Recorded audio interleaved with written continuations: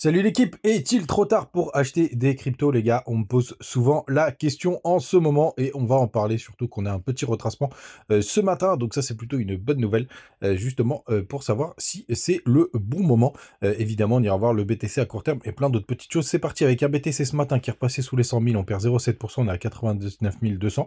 Ether il est sous les 4000, 3900 $, XRP qui est de nouveau troisième, on perd 4% ce matin. On a aussi Missile Sol Sol, BNB, Crypto Clébar, ADA, ils perdent tous entre 3 et 4%. C'est pareil pour TRX, Shiba, il retrace de 5%.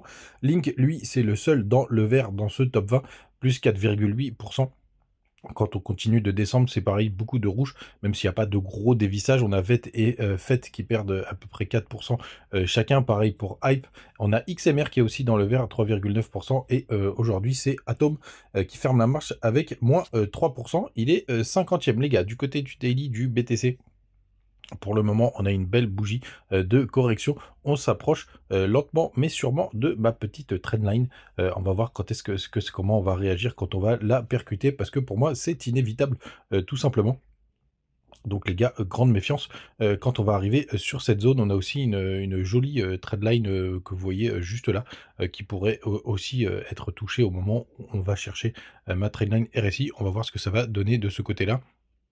Du côté d'Ishimoku, on a la Tenkan Daily qui se situe aux alentours des 97 876 $. Le weekly, qu'est-ce qu'il nous a donné le weekly? Il nous a donné tout simplement cette clôture de bougie qui était à peu près celle qui était prévue. On a quand même réussi à faire un corps de bougie jusqu'aux 101 000 $, donc hier soir, et depuis, tout simplement, on retrace tranquillement, mais sûrement. Je pense qu'on a créé un petit gap. Ah, il n'est pas énorme, hein. Pour le coup, il n'est pas énorme puisqu'on avait clôturé à 102 450 et je pense qu'on a été les chercher directement à la clôture. Donc les gars, malheureusement, c'est pas lui qui va nous aider à pousser. On regarde juste là, hop, hop, hop. Tuc, tuc, tuc. Donc ça devait être à peu près sur cette zone. Ouais, on a été tout chercher les gars, il n'y a pas de gap pour cette semaine. Malheureusement, c'était hier soir qu'il fallait le jouer et sortir très rapidement. Donc c'était un petit peu compliqué. Du côté de notre ami Long Short Ratio, on va relancer. Ce matin, on est quasiment à 54%, donc pour le coup, c'est assez logique qu'on ait ces petits retracements. Vous l'avez compris, là, je pense qu'on a une petite correction qui nous attend. Et d'ailleurs, regardez, on voit le WRSI du côté de la Bitcoin dominance qui est en train de faire son petit effet juste là, puisqu'on est en train de remonter. L'idéal, ce serait vraiment d'aller chercher le pullback sur la trendline, un autre pullback, et de se faire rejeter tout simplement pour avoir une belle poussée de côté de nos alts préférés. Du côté de CoinGlass, où est-ce qu'il est mon CoinGlass? Il est là mon CoinGlass.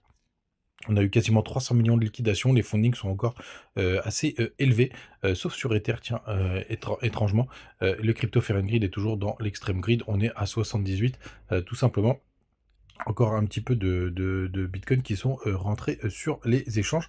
Donc les gars, vous l'avez compris, il y a pas mal de petites choses qui indiqueraient pourquoi pas une autre petite correction. Les gars, n'hésitez pas à nous rejoindre du côté Telegram, des petites news, des petites infos. Vous avez le TikTok, vous avez aussi le Twitter, où pareil, je partage des choses tous les jours, notamment Uro là hier qui nous a fait une belle perf.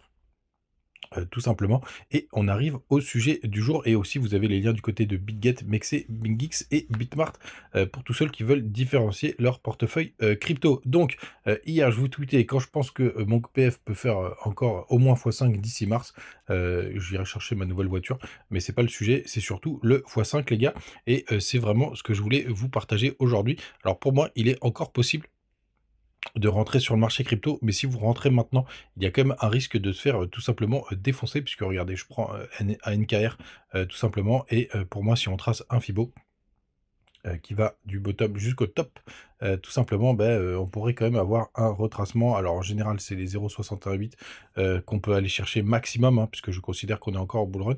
Donc ça veut dire quand même que vous pouvez vous manger à moins 50% par rapport là où on est. Donc oui, c'est pas trop tard. Mais par contre, c'est pas du tout un très très bon moment. Tout simplement, on peut prendre Missile Sol Sol, c'est pareil, qui a vraiment énormément performé. Tout simplement, vous voyez. Donc pareil, on pourrait se reprendre un retracement jusqu'aux 160 $, que ça me choquerait pas. Donc est-ce que c'est le bon moment? Pas forcément le meilleur moment d'un point de vue technique, mais par contre ça reste à mon avis encore un potentiel. Et pour moi, le potentiel, il va entre x5 et x10 par rapport là où on est. Alors moi, je me suis amusé à rentrer sur des nouvelles cryptos comme F. Vous voyez hier, enfin sur plusieurs jours, je suis en train de rentrer mon petit DCA parce que je le trouve très linéaire et j'aime bien moi quand il y a des beaux ranges comme ça. Alors pour l'instant je crois que je suis à peine à BE, quelque chose comme ça. Donc je préfère rentrer sur les, nouvelles, cryptos. Je suis rentré aussi, sur quoi d'autre? Toc toc toc, sur, Selfchain, pareil, elle sortait pas mal sur les recherches, vous voyez? Il y a pas mal de petits B, pour le coup. Il y a une belle latéralisation que je vois, juste là, donc je la trouvais, assez, intéressante. Donc je continue quand même à acheter quelques cryptos et il y en a une autre que je piste, et j'ai failli rentrer dessus hier. Je me suis dit: «Non, on va attendre quand même la réouverture des marchés», c'est CKB.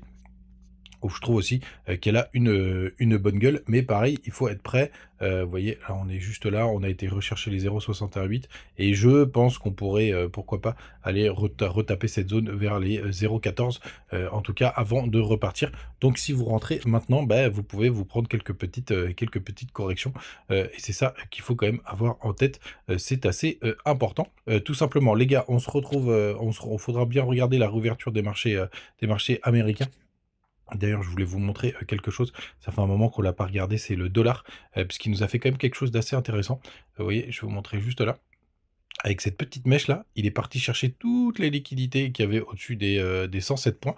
Donc ça, j'aime beaucoup moi ce truc là où on a le dollar qui tape et qui vient réintégrer. Alors le meilleur scénario possible, c'est qu'il revienne rechercher le bas de range, tout simplement, que ce soit la fin du bull run sur, toute cette partie. Donc un des indicateurs, j'en parlais, hier pour dire est-ce que c'est la fin du bull run? Beh, c'est quand le dollar reviendra taper les 100 points, et si on a tous les autres indicateurs, pareils qui nous indique qu'on est en surchauffe, bah, ce sera aussi un très, très bon moment, pour, sortir, des marchés. Mais pour l'instant, cette petite chasse à la liquidité, moi, elle me va très bien, du côté, du dollar, mais il faut le surveiller de très, très près qu'on n'aille pas faire un nouveau plus haut. Les gars, vous savez tout, passez une très, très bonne journée. Petite vidéo ce matin, toujours pas de blabla, inutile et à demain, ciao!